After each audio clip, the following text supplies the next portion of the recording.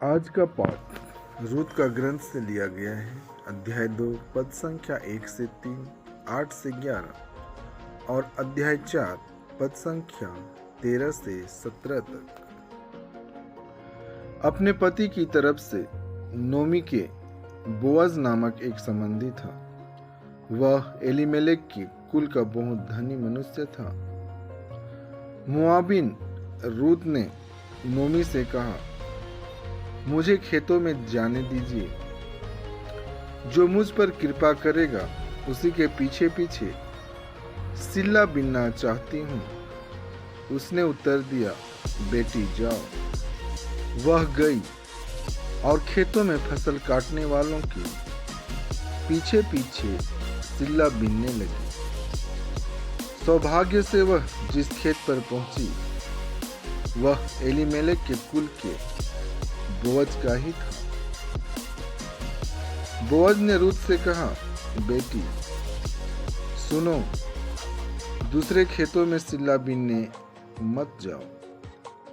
यहाँ रहो, मेरी नौकरानियों के साथ रहो। इसका ध्यान रखा करो कि किस खेत में फसल कट रही है और उनके पीछे पीछे चलो। मैं अपने नौकरों को आदेश दे चुका हूँ कि वे तुमको तंग न करें। यदि तुम्हें प्यास लगे तो नौकरों द्वारा भरे हुए घड़ों में से पानी पीने जाओ। रूत ने साष्टांग प्रणाम किया और कहा, मुझे आपकी कृपा दृष्टि कैसे प्राप्त हुई? मैं तो परदेशनी हूँ और आप मेरी सुधि लेते हैं।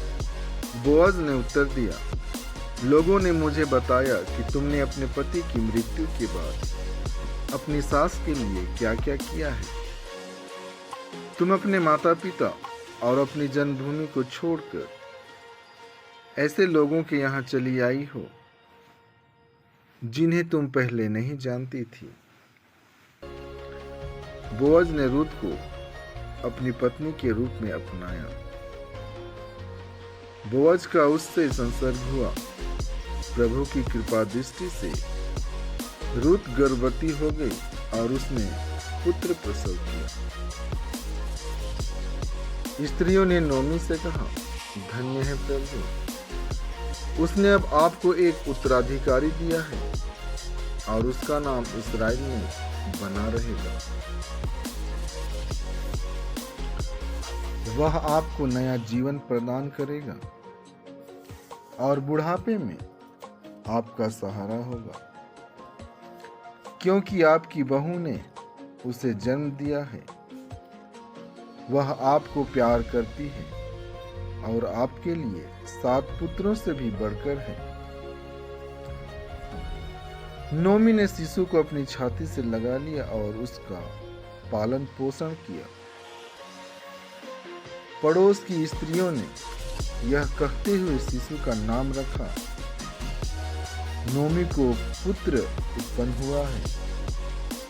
उन्होंने उसका नाम ओबेद रखा। वही दाऊद के पिता यिशै का पिता है।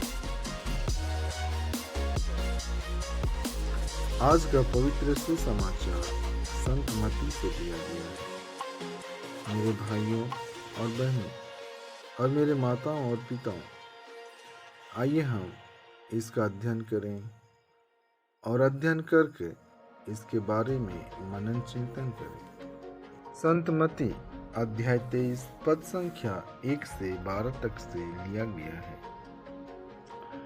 उस समय ईसा ने जनसमूह तथा अपने शिष्यों से कहा, शास्त्री और फरीसी मूसा की गद्दी पर बैठे हैं, इसलिए वे तुम लोगों से जो कुछ कहें वह करते और मानते रहो, परंतु उनके कर्मों का अनुसरण न करो, क्योंकि वे कहते तो हैं पर करते नहीं। वे बहुत से भारी बोझ बांधकर लोगों के कंधों पर लाद देते हैं, परंतु स्वयं उंगली से भी उन्हें उठाना नहीं चाहते। वे हर काम लोगों का ध्यान आकर्षित करने के लिए करते हैं। वे अपने ताबीज चौड़े और अपने कपड़ों के धब्बे लंबे कर देते हैं। भोजों में प्रमुख स्थानों पर और सभागृहों में प्रथम आसनों पर विराजमान होना, बाजारों में प्रणाम प्रणाम सुनना और जनता द्वारा गुरुवर कहलाना, यह सब उन्हें बहुत पसंद है। तुम लोग गुरुवर कहलाना स्वीकार न करो, क्योंकि एक ही गुरु है और तुम सबके सब भाई हो। पृथ्वी पर किसी को अपना पिता न कहो, क्योंकि तुम्हारा एक ही पिता है जो स्वर्ग में है। आचार्य कहलाना भी स्वीकार न करो, क्योंकि तुम्हारा एक ही आचार्य है, अर्थात मसीह। जो तुम लोगों में से सबसे बड़ा है वह तुम्हारा सेवक बने। जो अपने को बड़ा मानता है वह छोटा बनाया जाएगा, और जो अपने को छोटा मानता है वह बड़ा बनाया जाएगा।